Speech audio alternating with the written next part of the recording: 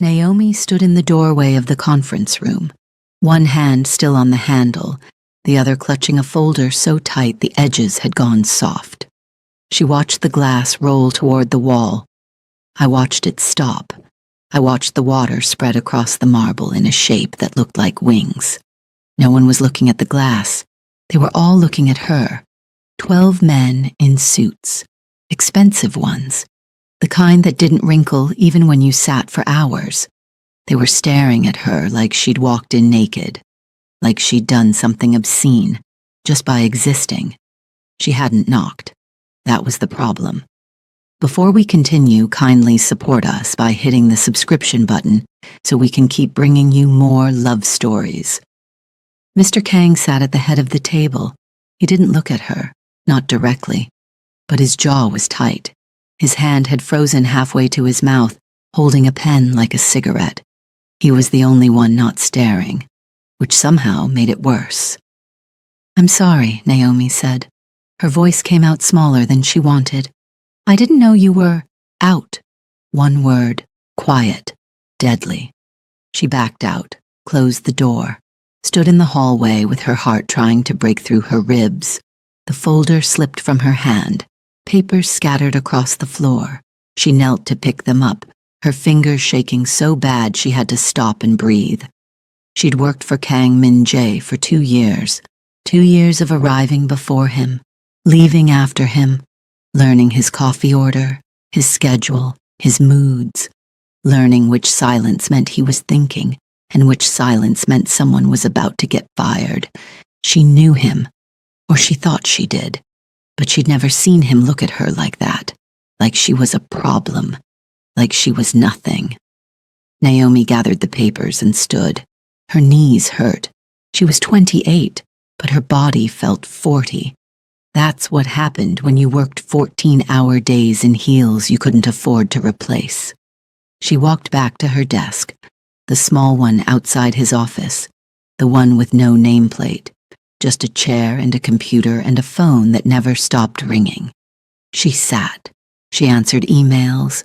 She smiled at people who didn't smile back, and she tried not to think about the way he'd said it, like she was a dog.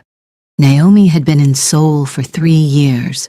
She'd come on a work visa, a referral from a friend of a friend who said there were opportunities here. Good money, better than what she'd make back home in Accra, better than what her mother made cleaning houses, better than what her younger brother could scrape together selling phone credit on the street. She'd believed it. For a while, it was true.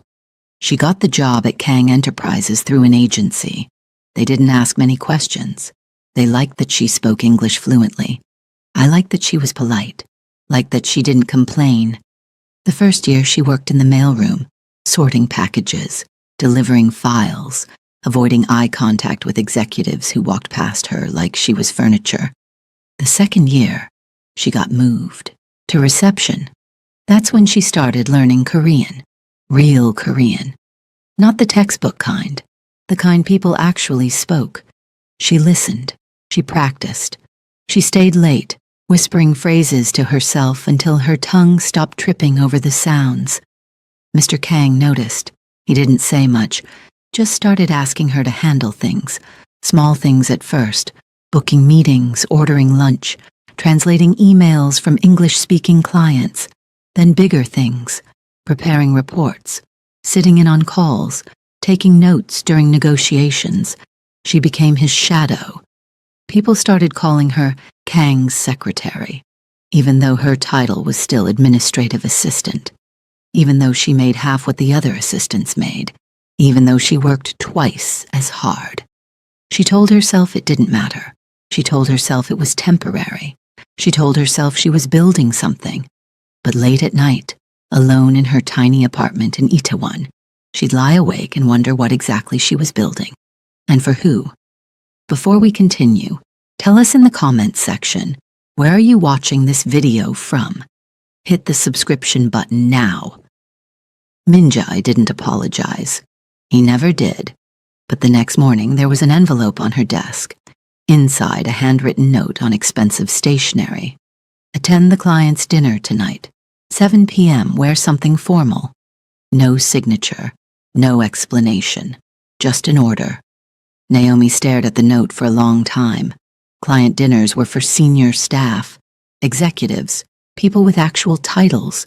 She'd never been invited to one, never even been mentioned as an option. This was either a promotion or a test.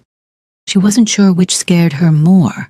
She wore a black dress, the one she'd bought 2 years ago for a wedding she never attended. It was simple, elegant, the kind of dress that didn't try too hard but still made you look like you belonged somewhere expensive.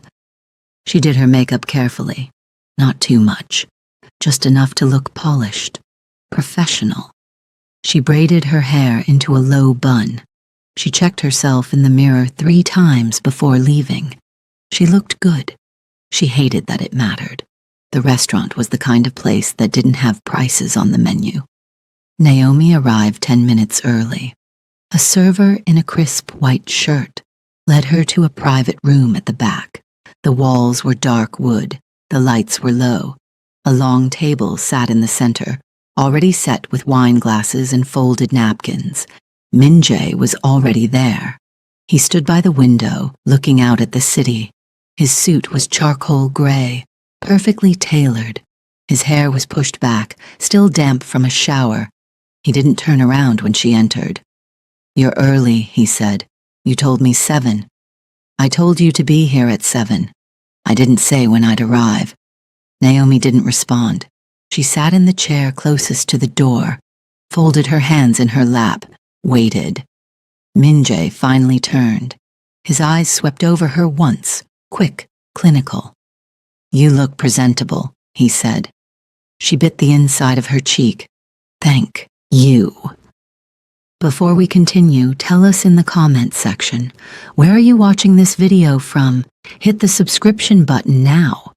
He sat at the head of the table, poured himself a glass of water, didn't offer her any. "The clients are Korean American, Wigawi-san," he said, "husband and wife. They're considering a contract with us, but they're nervous about working with a company that doesn't have international appeal. I need you to make them comfortable."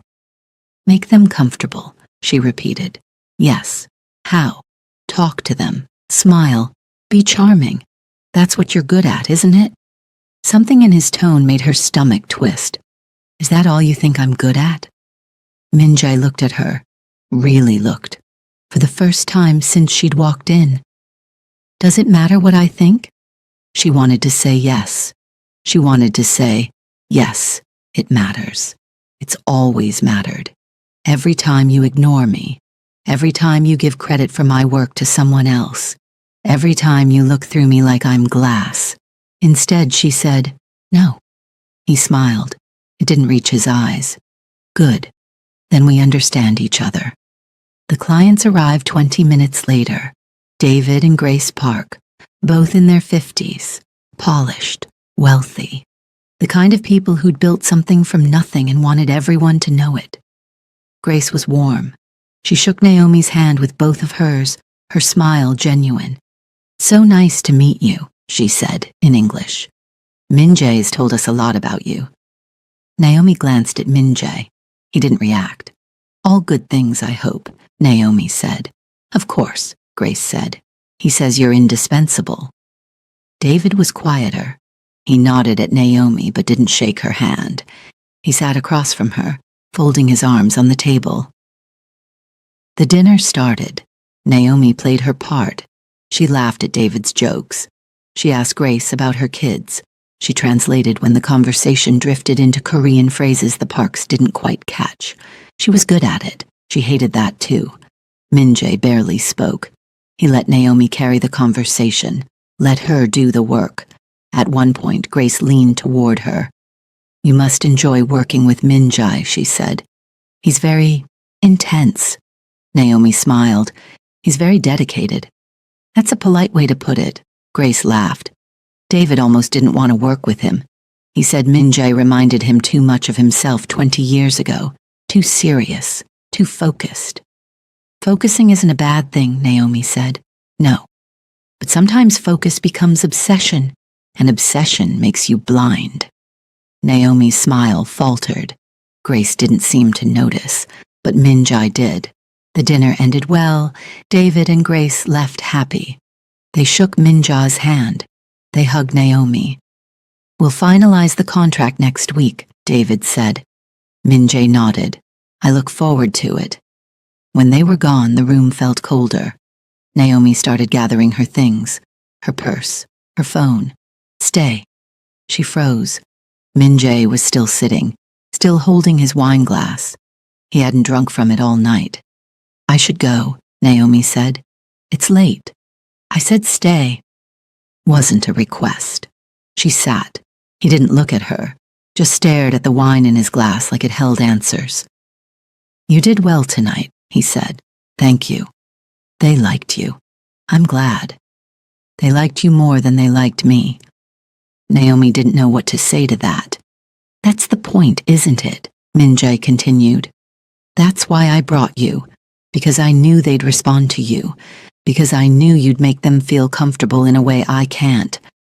I don't understand what you're— Do you know what it's like," he interrupted, "to build something from nothing? To fight for every inch of respect? To know that no matter how good you are, people will always find a reason to doubt you?" His voice was quiet, too quiet. "Yes," Naomi said. "I do." He finally looked at her. For a moment, something passed between them. Something raw, something neither of them wanted to name. Then he looked away. "Go home," he said. She stood. She walked to the door. She stopped. "Mr. Kang? What? Why did you really bring me tonight?" He didn't answer. She left. "Before we continue, tell us in the comments section, where are you watching this video from? Hit the subscription button now." The next 3 weeks were normal, or as normal as things ever were. Minjai was distant, professional. He gave her assignments. She completed them. They barely spoke unless it was about work. Naomi told herself it was fine. She told herself she didn't care. She told herself a lot of things, and then she met Joshua. It was a Saturday. Naomi had the day off, a real day off. No calls, no emails, no emergencies that required her to drop everything and fix someone else's problem. She went to a cafe in Hongdae, the kind with mismatched furniture and art on the walls, the kind where you could sit for hours without anyone bothering you. She ordered an iced coffee, opened her laptop, pretended to work on the novel she'd been writing for 2 years and would probably never finish. "Is this seat taken?" She looked up. The man was tall, black, American judging by his accent. He had kind eyes, the kind that crinkled when he smiled. "No," she said. "Go ahead." He sat, pulled out his own laptop, ordered a latte. They worked in silence for a while. Then he spoke again. "You're a writer?" She glanced at him. "How do you know?" "You keep deleting the same sentence over and over. That's the writer's behavior." She laughed. Actually, I laughed. It felt strange. "Guilty," she said. "What are you working on?" "A story. About a woman who moves to a foreign country and slowly disappears." He raised an eyebrow. "Dark, realistic, fair." He held out his hand. "Joshua." She shook it. "Naomi." They met again the next Saturday, and the Saturday after that. It became a routine. Cafe, coffee, conversation. Joshua was easy to talk to. He didn't ask too many questions, didn't push. I didn't expect anything. He was a teacher. English. He'd been in Seoul for 5 years. He liked it. Mostly. "Mostly?" Naomi asked. "It's lonely sometimes," he admitted. "People are polite, but distant. Like there's a wall you can't quite get through." "I know what you mean. You work in a corporation, right?" "Yeah." "You like it?" She hesitated. "It pays the bills." "That's not an answer." "It's the only answer I have." He didn't push further. That's what she liked about him. He didn't need her to be anything other than herself. The third time they met, he asked her to dinner. Not at the cafe, a real dinner. She said yes before she could think too hard about it. They went to a small Italian place in Itaewon. the kind with candles on the tables and wine that didn't cost a fortune. Joshua told her about his students, about the kid who wrote an entire essay about why pizza was better than homework, about the girl who cried when she finally understood the past tense. Naomi told him about her family, about her mother, about the guilt she carried for being here while they were there. "You send money home?" Joshua asked. "Every month." "Then you're doing what you can. That's not something to feel guilty about." "It doesn't feel like enough."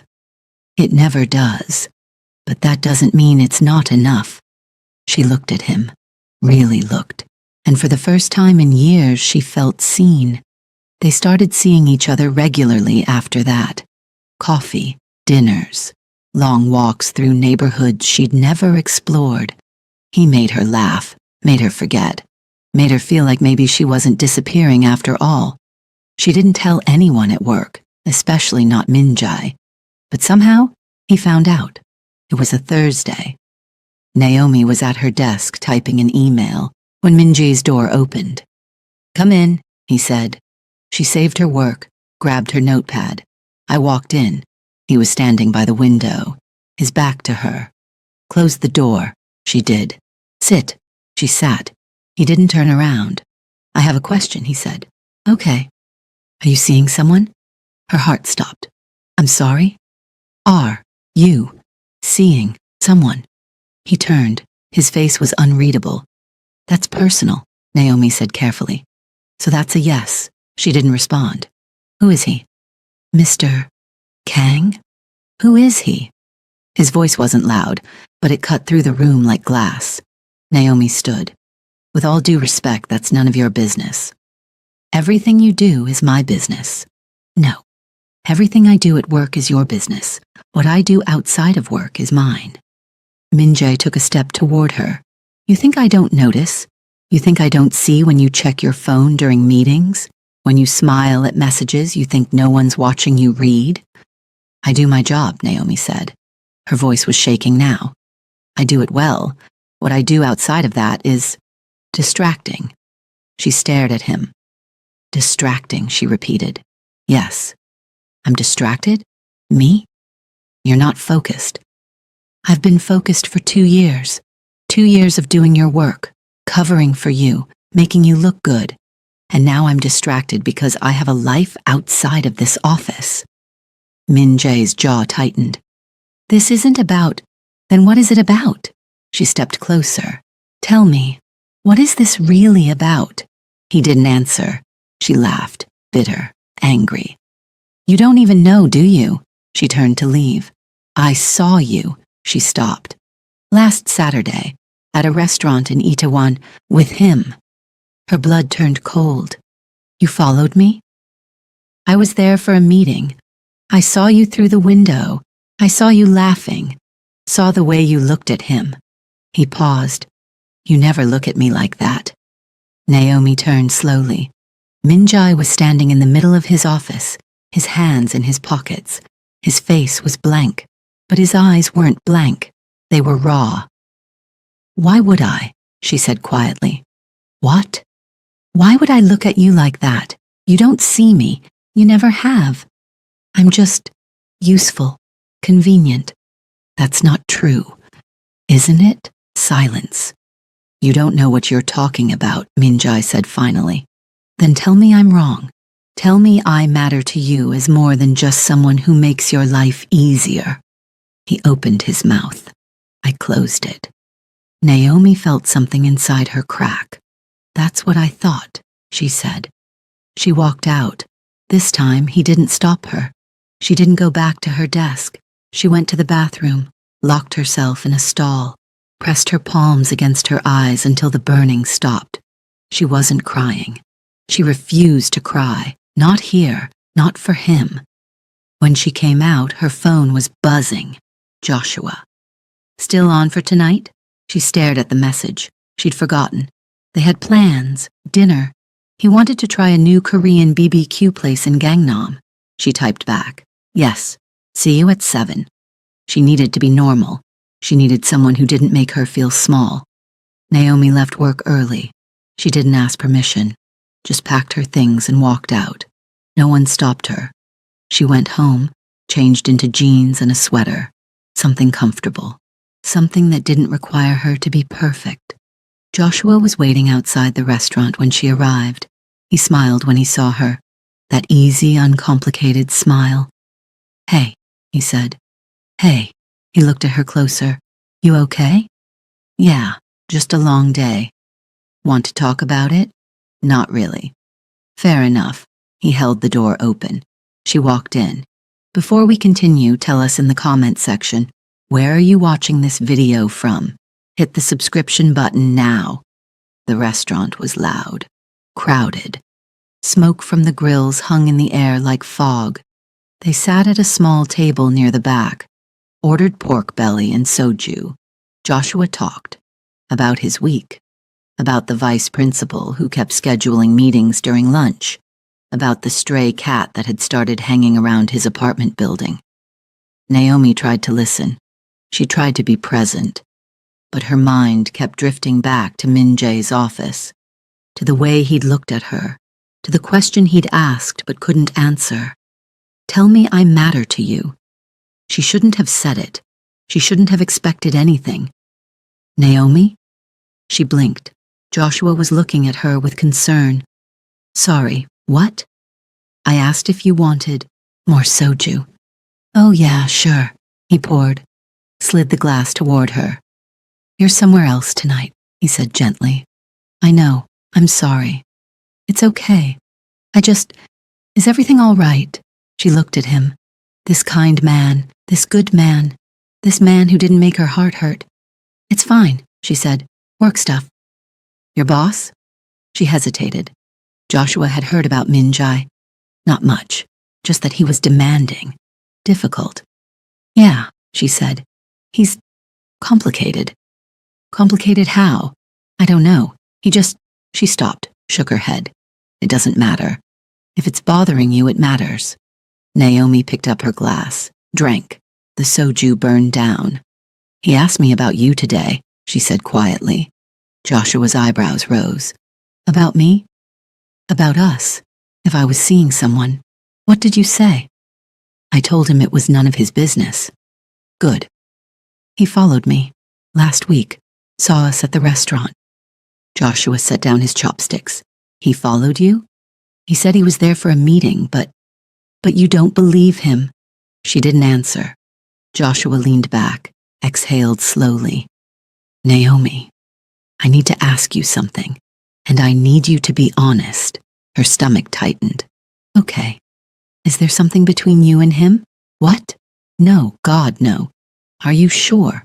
"Yes, he's my boss. That's it." "Then why does it sound like he's jealous?"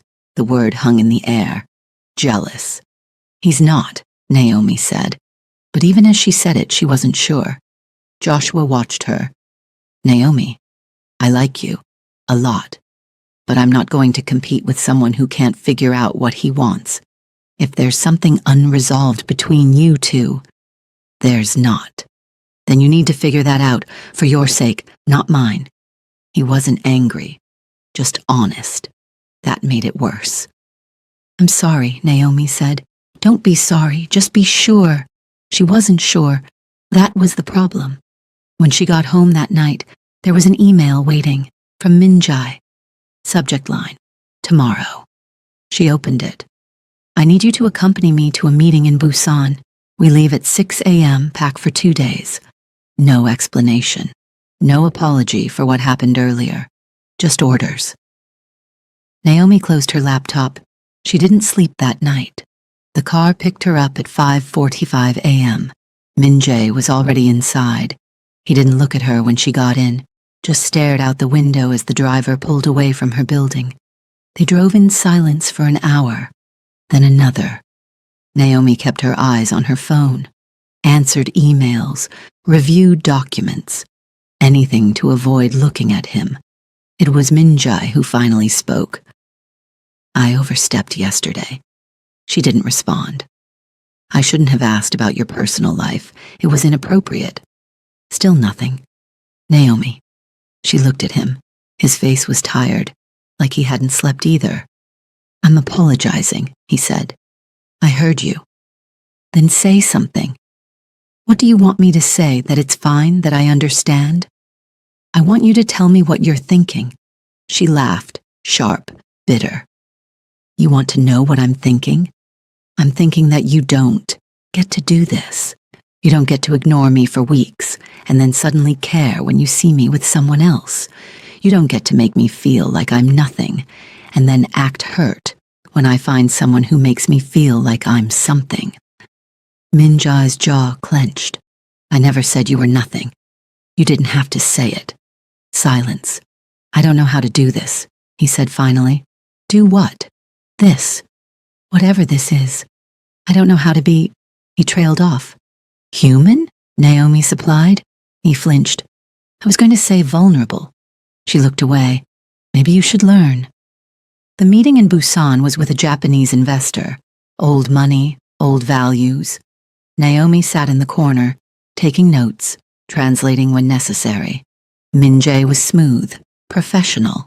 He answered every question with precision. Never hesitated, never faltered. But Naomi could see the tension in his shoulders, the way he gripped his pen too tight, the way he glanced at her when he thought she wasn't looking. After the meeting, they had dinner with the investor. Private room, expensive sushi, sake that cost more than Naomi's rent. The investor was polite to Naomi, but distant. She knew why. She dealt with it before. The looks, the assumptions, the invisible wall that came up when people realized she wasn't just there to serve tea. Min Jae noticed, when the investor made a comment in Japanese, something about how modern Korean companies were becoming. Min Jae responded in Japanese, sharp, cold. The investor's smile faltered. He didn't make another comment. That night, they stayed in separate rooms, at a hotel overlooking the ocean. Naomi stood on her balcony listening to the waves. Her phone buzzed. Joshua. Miss you. How's Busan? She typed back. Busy. Miss you too. She meant it. She did. But something felt off, like she was saying the right words in the wrong language. There was a knock on her door. She already knew who it was. Min Jae stood in the hallway. He'd changed out of his suit, wore jeans and a t-shirt. She'd never seen him in jeans before. He looked younger, less untouchable. Can I come in? He asked. She should have said no. She stepped aside. He walked in slowly, looked around the room like he'd never seen a hotel before. I can't sleep, he said. So you came here? I wanted to talk. We've been talking all day. No, we've been working. That's different. Naomi crossed her arms. What do you want to talk about, Mr. Kang? Don't call me that. That's your name. You know what I mean. She did, but she wasn't going to make this easy for him. He walked to the window, stood with his back to her. When I was young, he said, my father told me that emotion was weakness, that if I wanted to survive in this world, I had to be harder than everyone else. Colder, smarter. Naomi didn't respond. I believed him, Min Jae continued. I built my life around that belief. I became exactly what he wanted me to be. He turned. And then you walked into my office 2 years ago and everything I thought I knew stopped making sense. Her heart was beating too fast. Min Jae? You asked me yesterday if you mattered to me. The answer is yes. You do. More than you should. More than I know how to handle. Then why? Because I'm terrified. The word hung between them. Of what? Naomi asked quietly. Of this. Of you. By the way you make me feel like everything I've built doesn't mean anything if you're not there to see it. He took a step closer.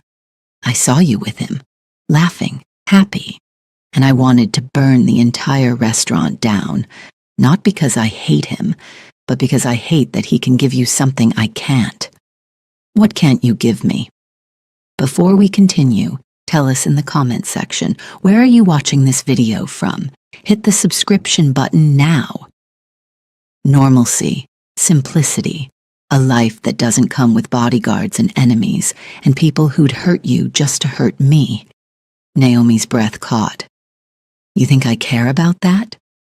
You should, but I don't.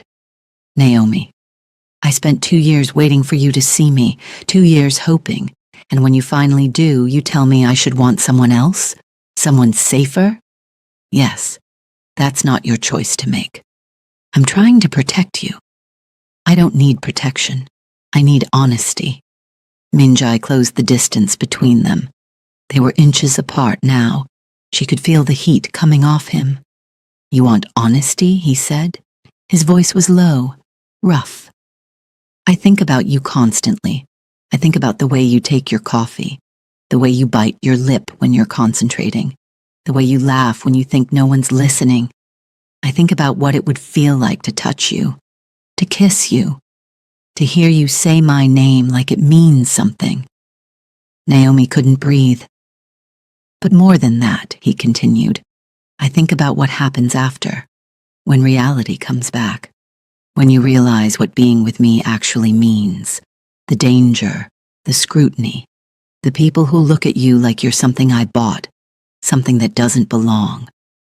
Stop, Naomi whispered. I can't give you easy, Naomi. I can't give you a simple answer. All I can give you is complicated and messy and probably painful. Then give me that. He stared at her. What? If that's all you have, then give me that. I'm not asking for perfection. I'm asking for real. You don't know what you're asking for? Yes, I do. She reached up, touched his face. He closed his eyes. Like her touch hurt. I'm going to ruin you, he said. Maybe I'll ruin you first. He opened his eyes, and then he kissed her. It wasn't gentle. It was desperate, hungry, like he'd been holding back for years and couldn't anymore. Naomi kissed him back just as hard. They stumbled toward the bed, his hands in her hair. Her hands pulled at his shirt. Everything she'd been holding inside came rushing out. The anger, the frustration, the want. They fell onto the bed in a tangle of limbs and breath and heat, and for the first time in 2 years, Naomi felt like she existed, not as a secretary, not as a convenience, but as a person, as herself. Afterward, they lay in the dark. Minjai's arm was around her, her head on his chest. His heartbeat was still fast. This changes everything, he said quietly. I know.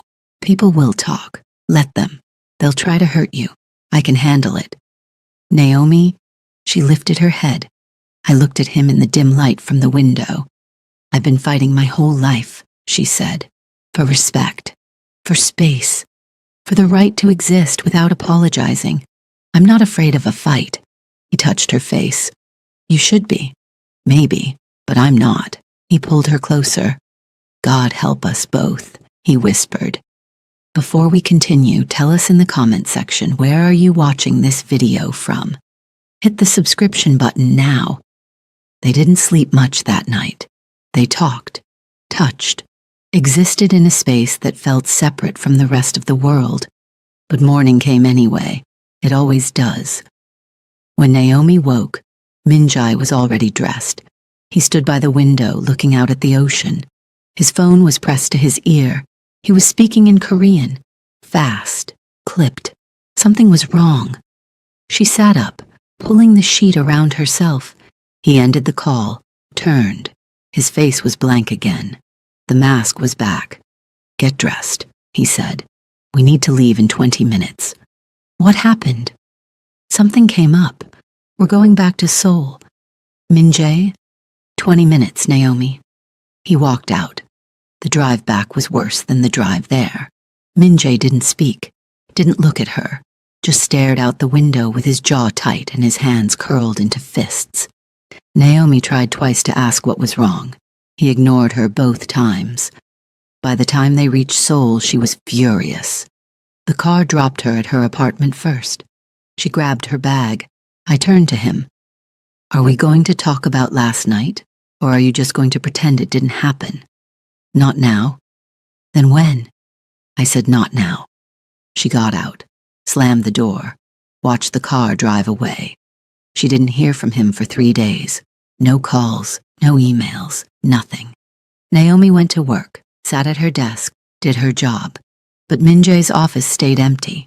His assistant, a sharp woman named Ms. Choi, who'd always looked at Naomi like she was a problem, told her he was working from home. Personal matters, she said with a tight smile. Naomi didn't believe her. On the 4th day, Joshua called. "Hey, you okay? You've been quiet." Naomi was sitting in her apartment, staring at her laptop screen without seeing it. "I'm fine," she lied. "You don't sound fine. Just work stress." "Naomi." She closed her eyes. "Can I see you?" he asked. "I feel like we need to talk." Her stomach dropped. "About what?" "About us. About where this is going." She didn't want to have this conversation, but she owed him honesty. "Okay," she said. "When?" "Tonight?" "Okay." They met at the cafe, the place where they'd first talked. It felt like a lifetime ago. Joshua looked tired, like he hadn't been sleeping well either. "I'm going to be direct," he said once they sat down, "because I think we both know something's changed." Naomi's hands tightened around her coffee cup. "Joshua, did you sleep with him?" The question hit her like cold water. She didn't answer. She didn't have to. Joshua nodded slowly, looked away. "I thought so."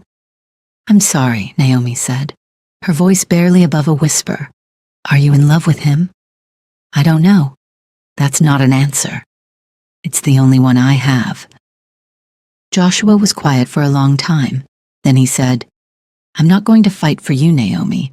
Not because I don't care, but because I've been where you are, caught between what makes sense and what you can't let go of. And I know that when you're in that place, no one can tell you what to choose." Tears burned in her eyes. "You deserve better than this," she said. "Yeah, I do." He smiled sadly. "But you deserve to figure out what you want, even if it hurts." He stood, leaned down and kissed her forehead. "Take care of yourself," he said. Then he left. Naomi sat alone in the cafe and finally let herself cry. Min-jae called that night. "We need to talk." "Now you want to talk?" "I'm outside your building." She looked out the window. His car was parked on the street. She hung up, grabbed her jacket, went down. He was leaning against the car, hands in his pockets. He looked like he hadn't slept in days. "Get in," he said. "No. Whatever you have to say, you can say it here." "Naomi, you disappeared for 4 days.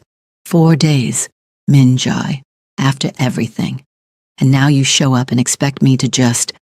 I was dealing with something." "What?" He looked away. "My father found out." Her blood went cold. "Found out what?" "About us. About Busan." "How?" "He has eyes everywhere. He always has." Naomi's mind raced. "What did he say?" Min-jae's jaw tightened. "He said I was being reckless, that I was jeopardizing everything he'd built, that a relationship with you would make me look weak. Weak. His word, not mine." "And what did you say?" Silence. "Min-jae, what did you say?" "I told him he was right." Something inside Naomi shattered. "You what?" "I told him." "I heard you." She stepped back. "So that's it? 4 days ago you told me you thought about me constantly, that you wanted me. And now your father says jump and you ask how high. It's not that simple. It's exactly that simple." People on the street were starting to stare. Naomi didn't care. "You said you were terrified," she continued.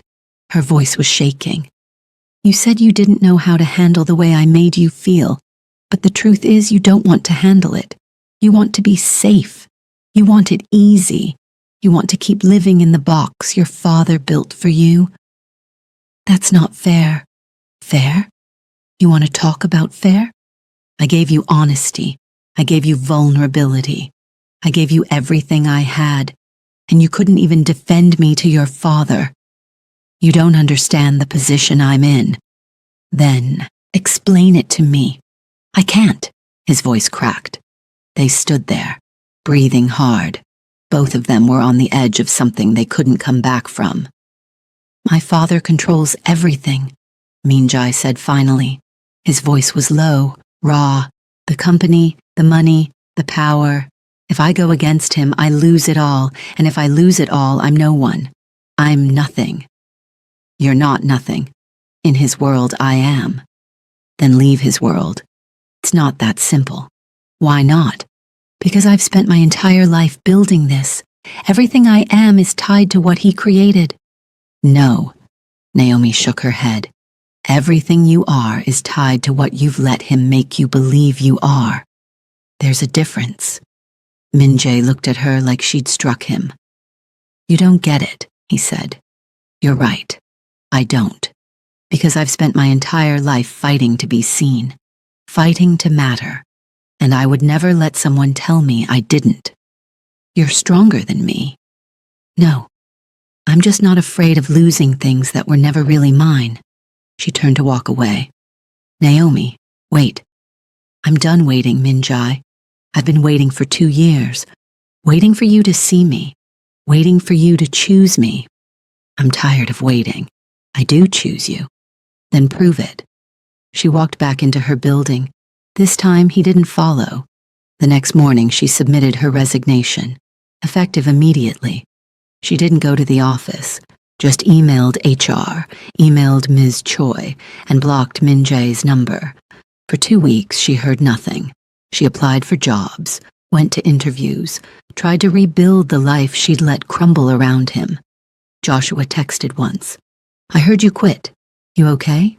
She didn't respond. She wasn't okay, but she would be. She had to be. Then, on a Tuesday, there was a knock on her door. She opened it. It wasn't Minjay. It was an older man, Korean, expensive suit, cold eyes. Behind him stood 2 men in black. "Miss Johnson," the man said in English. "I'm Park Tae-jin, Minjay's father. We need to talk." Naomi's stomach dropped, but she didn't show it. "I have nothing to say to you." "Then listen." He walked past her into the apartment. The 2 men stayed outside. Naomi closed the door slowly. Park Tae-jin stood in her small living room like he owned it. He looked around, at her second-hand furniture, her peeling wallpaper, her life laid bare. "This is where you live," he said, not a question, an observation. "What do you want?" Naomi asked. He turned to face her. "I want you to understand something. My son is weak. He always has been.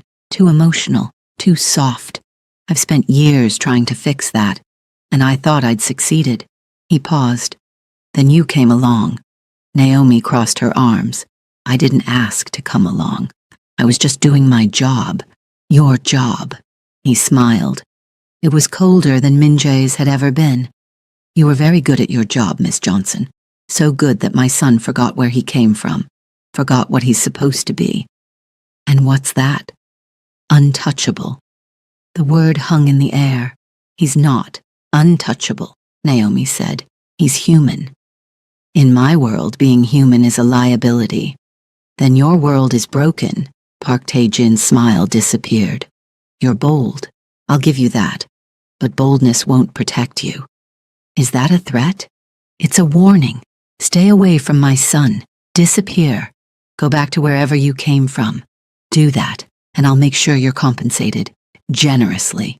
He pulled out an envelope, set it on her table. "There's enough in there to set you up for years. Anywhere in the world. All you have to do is leave. Tonight." Naomi looked at the envelope, then at him. "No." His eyes narrowed. "Excuse me." "I said no. I'm not disappearing because you're afraid your son might actually be happy. You think this is about happiness? I think this is about control, and I think you're terrified of losing it." Park Tae-jin stepped closer. "Let me be very clear, Miss Johnson. If you don't take this money and leave, I will make your life very difficult. I will make sure you never work in this city again. I will make sure your family back home faces problems you can't fix from here. I will erase you."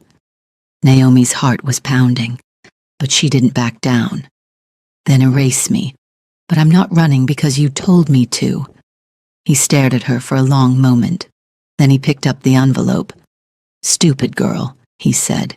You have no idea what you've just done. He walked to the door. Stopped. Min-jae will not choose you. He knows what's at stake. He knows where his loyalty lies. Then let him tell me that himself. Park Tae-jin left. Naomi locked the door, slid down to the floor, and for the first time in weeks she let herself shake. The threats started the next day. Her visa was flagged for review. Her bank account was frozen. She received calls from HR departments at companies she'd interviewed with. All of them suddenly had concerns about her background check.